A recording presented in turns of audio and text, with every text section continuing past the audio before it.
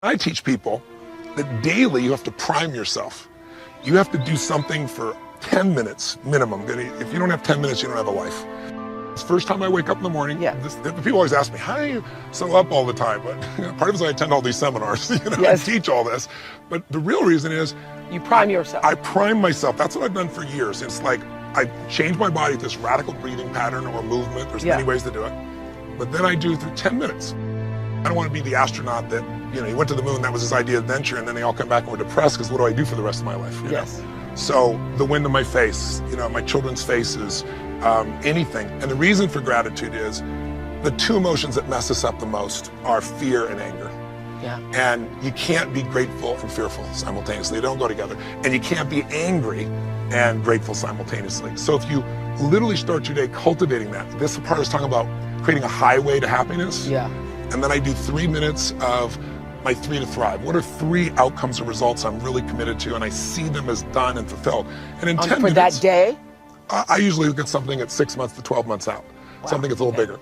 And then what I feel is fulfilled and done, and I give thanks for it.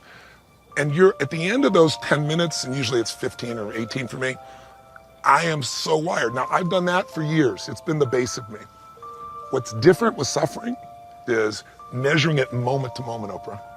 And then the third one for me is, okay, how do I love more? Because love to me is an action. It's not a word. It's not an emotion. It's like, if you love, you act accordingly. So love, and what can I do in a loving way, and what can I be grateful for? And that little 3-step process ends the suffering.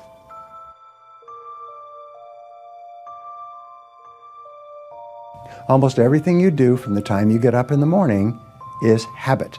So start to think about yourself as what would be the best habits to have. Now, I have written a book called $1 Million Habits. It has 12 chapters, 12 critical areas of life, and in each chapter there's 20 or 30 habits. So let me give you some of the best. Number 1, develop the habit of daily goal setting and goal orientation. What does this mean? This means when you go to sleep at night, think about your goals for the coming day. Make a list for each day of all the goals, the little goals you're going to accomplish that day. Keep a journal and write down your goals on a regular basis. When you're driving through the day, think about your goals. When you're talking to other people, think about your goals. You see, you do become what you think about most of the time. You do achieve what you think about most of the time. So all successful people and all wealthy people think about their goals most of the time. Second of all, be results-oriented. Now, results-oriented people are always thinking of the most important things that they can do right now to achieve their most important results.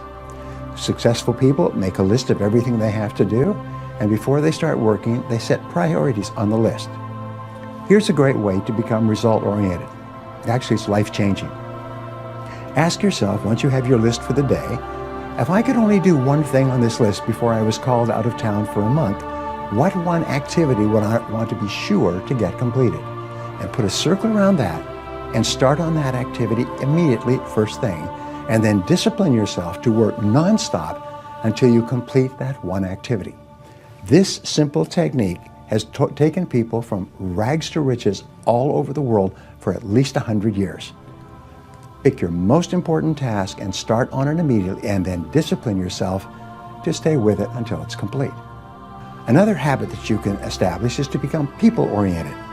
Recognize that everything that you achieve in life is going to be with the help or support or cooperation of other people. So always think, what is it that other people want and need from me? How can I help other people so they'll want to help me back? If you're in sales, top salespeople think about their customers all the time. They think about who their customers are and what their customers want and how they can help them the most and how they can help them even more today. In their relationships, successful people are very focused on the most important people in their worlds, both personal and in business. Another habit you can have is to stay health-oriented. Think about your health most of the time. Think about eating less food and better food. Think about daily exercise. Think about getting lots of rest. Remember, to be successful in our competitive world, you need a lot of energy. To have a lot of energy, you've got to eat good foods, get lots of rest, and exercise all the time. One of the most important habits is that of character and honesty, is always tell the truth no matter what the price. And the final characteristic, the final habit, is that of self-discipline. And I have written and spoken upon this for years and years and years, but self-discipline seems to be the foundation habit that makes everything else possible. And the best definition of self-discipline is that self-discipline is the ability to make yourself do what you should do, when you should do it, whether you feel like it or not. You see, anybody can do it if they feel like it. It's when you don't feel like it and you do it anyway that you eventually develop the self-discipline that makes everything else possible. If you learn to give, you will what? Receive. Maybe not in the manner in which you gave, maybe not in like kind. Someone will save energy for you because you saved energy for them. But in some mysterious ways, it always comes back to us. If you give, you will receive. In fact, here's what it says, that for the uneducated is a little bit strange. It says it's better to give than it is to receive.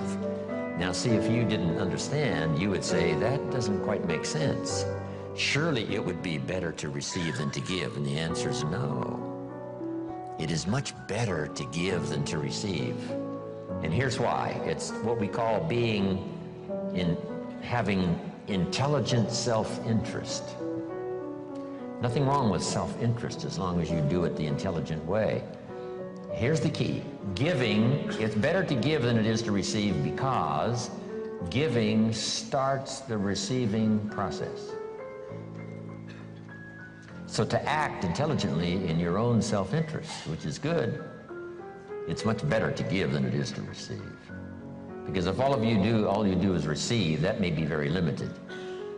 But if you give, and giving starts the receiving process coming your way from unknown resources and from unknown places, back it comes around to you because you became a giver. That's one of the unique mysteries of life. We give to receive, and it's better to give than it is to receive. So that's what Mama said, turn out the lights, make a contribution. Why not make the easy ones? Here's what else. We talked about it at our lunch break today to those who were there. It raises your self-esteem, plus your self-respect, that you do things that the average person doesn't do. Maybe if they were taught, they would. Maybe if somebody mentioned it, they would. But it's easy for most everybody to just go on their way, and if they're not interrupted by a good idea that says, hey, it's so easy to make a contribution, this one would be easy. Turn out the lights when you leave the hotel room and make a contribution. That's interesting. Next is the phrase, in terms of environment, always leave something better than you found it. I talked to a man one time who rented out a long list of apartments. And he said, Mr. Rohn, you wouldn't believe it, but when somebody rents an apartment, they usually leave it worse than when they rented it. I said, you've got to be kidding. He said, no. A high percentage of people leave it trashed. If they stay 6 months or stay 1 year, they leave it trashed. Not just not better, but trashed. I said, that's impossible. Why would anyone do that? Mama said to me, no, leave it what? Better than you found it. See, that's just a commitment to your own self-esteem. And why not do it if it makes a contribution to your self-esteem? It's called intelligent self-interest. Intelligent self-interest. Self-interest says, I wish to be ruler over many. And intelligent self-interest says, I understand how to do that. Be faithful when the amounts are small. If you'll take care of the few, we will someday give you a position of very high importance over many. But if you don't be disciplined when the amounts are small, why would we trust you when the amounts are large? Brian mentioned that earlier. Why would life give you a fortune to manage if you couldn't manage the gifts of a few? Interesting philosophy to consider, okay? Your own self self-interest. Leave the contribution. I'm even aware of it when I leave a restaurant and I get me a toothpick, right? And you take off the little cellophane off the toothpick. It's easy to throw it by the cash register, right, or somewhere where it looks like other people have done the same. Mama said, put it in your pocket. Somebody says, wow, a little piece of cellophane, what difference does it make? It doesn't make that much difference, only in your self-respect. Take your trash home and deposit it. How much does it cost to clean up the trash on the highways in America? Mega millions. Wouldn't people take home their own trash and deposit it there rather than scatter it on the highways across America? And the answer is most people do not. It's so easy to throw it out the window. But now, add this, it's so easy to keep it in your car and have a few more points in your favor on self-esteem, feeling good about yourself, doing things that most people don't do. If everybody did it, what a different country we would have.